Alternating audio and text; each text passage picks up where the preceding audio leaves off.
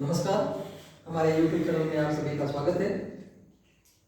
एक बार फिर बार बार मैं यही कहता हूँ कि हमारा मकसद है घर घर संविधान को पहुँचाना। इसलिए इसमें ये मत समझना कि सिर्फ पढ़ाई करने वाले या नौकरी की तैयारी करने वाले ही संविधान पढ़ेंगे।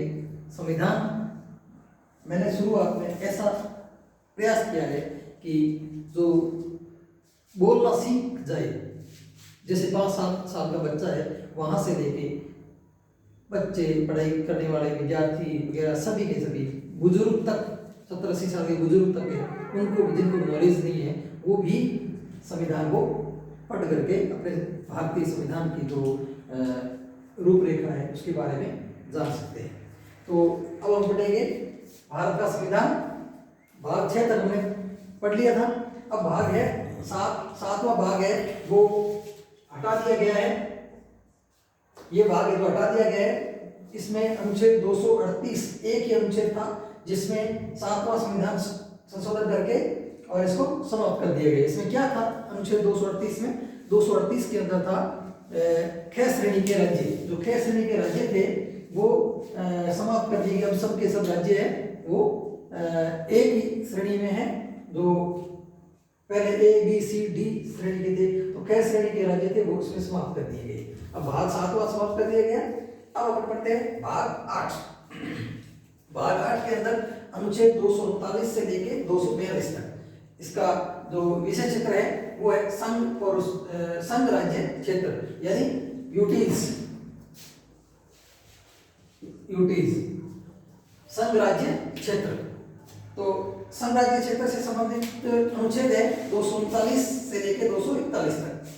242 भी है लेकिन 242 को समाप्त कर दिया गया है। अनुच्छेद 242 निर्सन ये समाप्त कर दिया गया। तो अपन पढ़ेंगे अनुच्छेद 239। अनुच्छेद 239 के अंदर क्या है? यूटीज का प्रशासन, संघ राज्य क्षेत्रों का प्रशासन। संघ राज्य क्षेत्रों का प्रशासन कौन करेगा? राष्ट्रपति द्वारा किया जाएगा। और राष्ट्रपति इसका प्रशासन किनके माध्यम से करेगा? प्रशासक, उपराज्यपाल या मुख्य आयुक्त के माध्यम से। ये क्या करेगा? अनुच्छेद 239 के तहत संघ राज्य क्षेत्रों का प्रशासन किसके द्वारा किया जाएगा? राष्ट्रपति द्वारा। इसको केंद्र शासित प्रदेश भी बोलते हैं, यानी केंद्र जो है वो इसका प्रशासन करती है। तो इसका शासन कौन करेगा, प्रशासन कौन चलाएगा? राष्ट्रपति। और किनके माध्यम से प्रशासक नियुक्त करेगा? यानी अपनी सहायता के लिए राष्ट्रपति द्वारा शासन करेगा नहीं, वो अपने जो प्रतिनिधि वो नियुक्त करेगा। जो प्रशासक कहलाएगा, मुख्य आयुक्त कहलाएगा और उपराज्यपाल ये कहलाएगा, उनके माध्यम से ये प्रशासन करेगा अनुच्छेद 239 के तहत। अब अनुच्छेद 239 के इसमें कुछ संघ राज्य क्षेत्रों के लिए स्थानीय विधानमंडलों या मंत्री परिषद या दोनों का सृजन करेगा। यानी अनुच्छेद 239 के उसमें क्या दिया गया है कि संघ राज्य क्षेत्रों, कुछ संघ राज्य क्षेत्रों के लिए विधानसभा या मंत्री परिषद या फिर दोनों का गठन या सृजन करेगा। वो इसमें है अनुच्छेद 239 के। इसके तहत 14वां संविधान संशोधन करके पौंडीचेरी में विधानसभा और मंत्री परिषद का गठन किया गया। अनुच्छेद 14वां ये संविधान संशोधन 14वां 1962 में किया गया। पुदुचेरी में विधानसभा और मंत्री परिषद का गठन किया। ये 239 के तहत, यानी कुछ राज्यों में स्थानीय विधानमंडलों और मंत्री परिषद का गठन या दोनों का गठन किया जा सकता है। अब अनुच्छेद 239 के का भी पार्ट डिवाइडेशन। तो ये दिल्ली के संबंध में विशेष उपबंध, पहले पुडुचेरी के बारे में हो गया, अब दिल्ली के संबंध में विशेष उपबंध। तो 69वां संविधान संशोधन करके 1991 में दिल्ली को एनसीआर, विधानसभा और मंत्री परिषद ये तीनों के तीनों व्यवस्था की गई। एनसीआर क्या होता है? ये दिल्ली, एनसीआर दिल्ली बोलते हैं,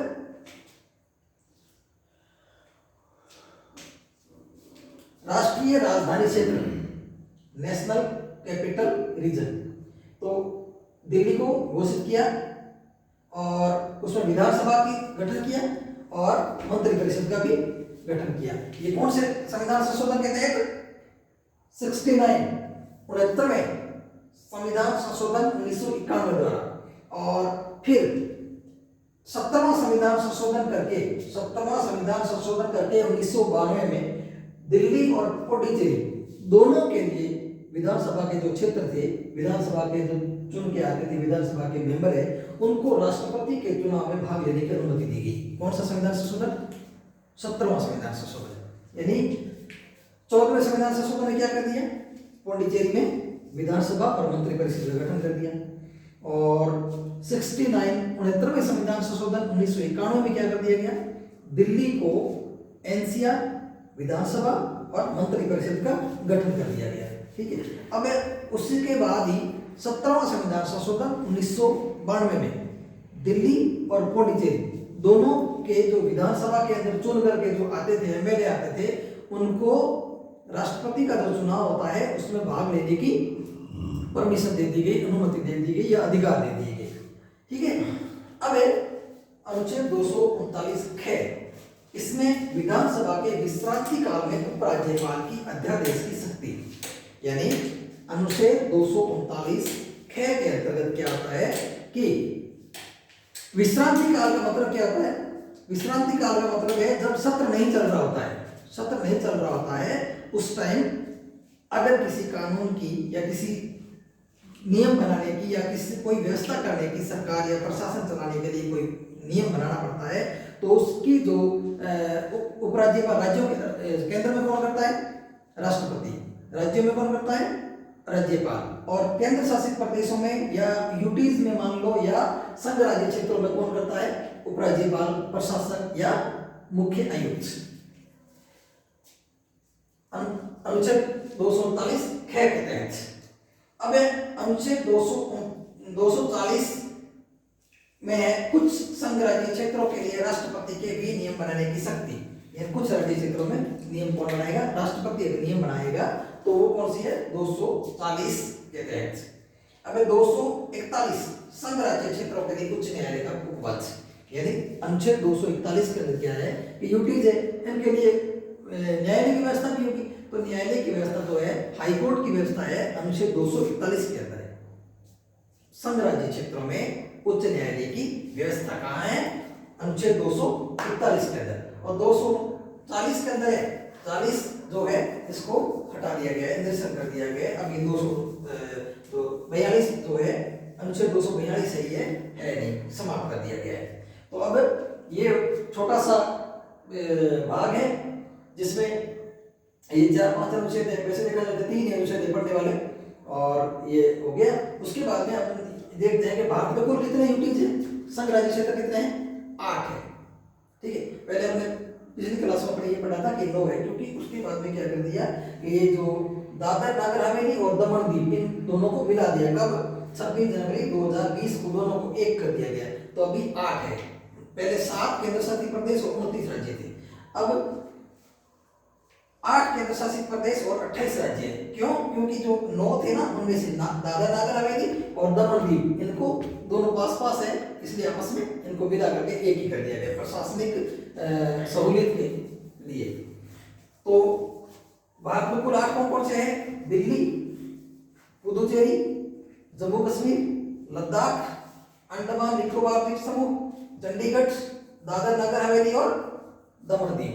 ये 8 7 हो गया, 8वां हो गया लक्षद्वीप। ये है 8 केंद्र शासित प्रदेश या संघ राज्य क्षेत्र या यूनियन टेरिटरी।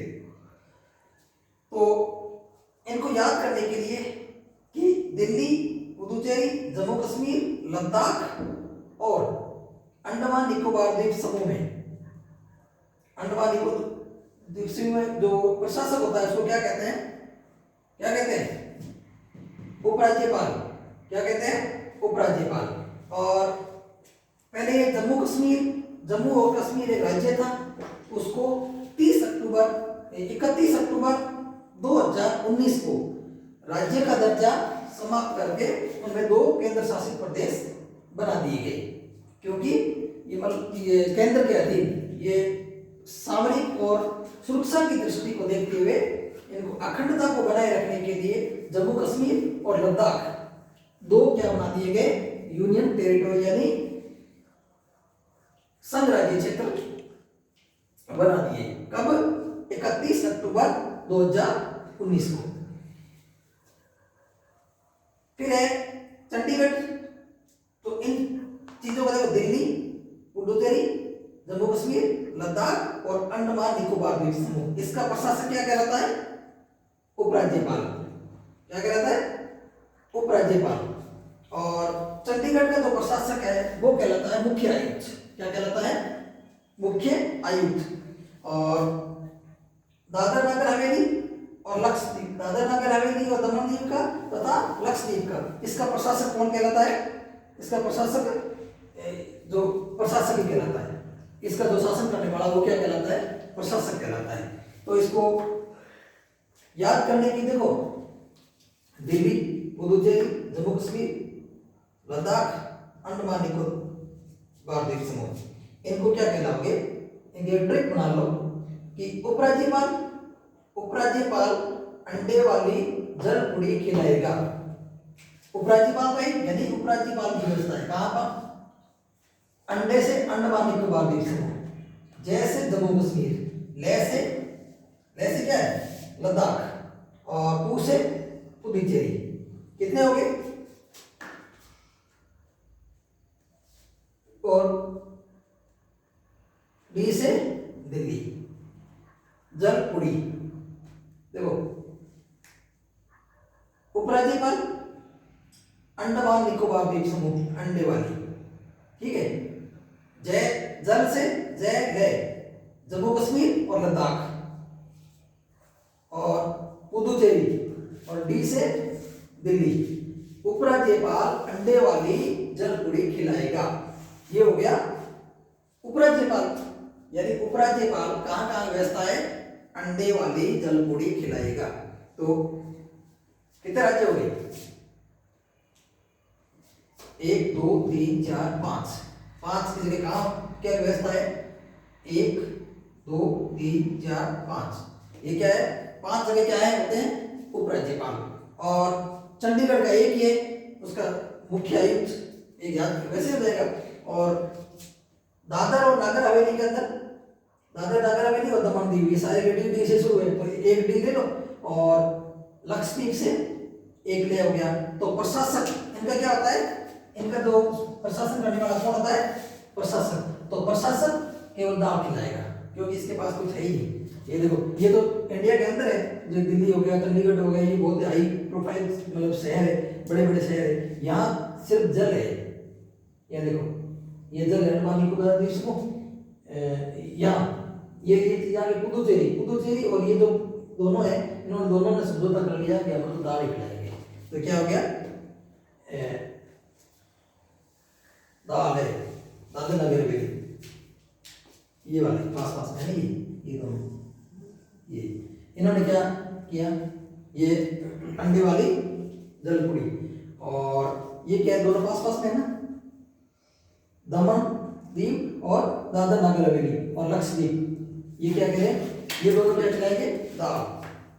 प्रशासक दाल खिलाएगा। इन दोनों की क्या होता है? प्रशासक। इन दोनों का प्रशासक। और चंडीगढ़ को छोड़ के दूसरों का क्या होगा? उपराज्यपाल। ठीक है, उपराज्यपाल। अब देखो, आज के प्रशासनिक प्रदेश कौन से हैं? लद्दाख, जम्मू कश्मीर, चंडीगढ़, दिल्ली, दमन दीव और नगर हवेली, और लक्षद्वीप, पुडुचेरी और अंडमान निकोबार द्वीप समूह। ये अंडमान निकोबार द्वीप समूह है जो मतलब यहाँ तक बिखरा हुआ है, जो यहाँ जो ये 10 डिग्री चैनल को काटता है। अब मोटा मोटी इसके अंदर हो गया, बहुत ही छोटा सा भाग है, अनुच्छेद इसमें 239 से लेकर 242 तक है। और अपना छोटा सा ये जो चैप्टर है कंप्लीट हो गया, भाग 8 कंप्लीट हो गया। और इसके बाद में आगे वाले भाग पढ़ेंगे। अब एक बार फिर मैं आपको यही कहता हूँ कि हमारे चैनल को ज़्यादा से ज़्यादा शेयर करें, सब्सक्राइब करें, ताकि नए नए वीडियो आप तक आ सके। ये भी संविधान में इतने इजी तरीके से इसलिए पढ़ा रहा हूँ कि अनपढ़ से अनपढ़ आदमी को भी समझ में आ जाए। ये अंदर घुसेंगे ना तो वो जब आरएएस आईएएस की जो क्लासेस चालू हो जाएगी, जब इनके आरएएस की वैकेंसी आते ही इनको विस्तार से पढ़ाना शुरू कर देंगे। अभी ये इस तरह से पढ़ा रहा हूँ कि ताकि सबको समझ में आ जाए, छोटे बड़े सबको, कम पढ़ा लिखा है उनको भी समझ में आ जाए, क्योंकि संविधान को पढ़ना बहुत जरूरी है। और संविधान को अगर आप ढंग से पढ़ लोगे तो आप संविधान के बारे में किसी भी प्रकार का जो सवाल है वो जो विद्यार्थी है वो करने के लिए हिचकिचाएंगे नहीं और किसी परेशानी नहीं होगी, और दूसरे लोग भी संविधान को जान पाएंगे। जो नहीं भी पढ़ते हैं ना उनको भी संविधान को पढ़ना बहुत जरूरी है, जानकारी रखना बहुत जरूरी है। हम दूसरी चीज़ों का भी ध्यान रखते हैं ना, उसी प्रकार संविधान को याद रखना बहुत जरूरी है। इसलिए कहता हूँ कि बार बार यही कहता हूँ कि आप संविधान को जो क्लास है इसको पूरी देखें ताकि आपको आगे से आगे समझ में आता रहे। इसी के साथ नमस्कार।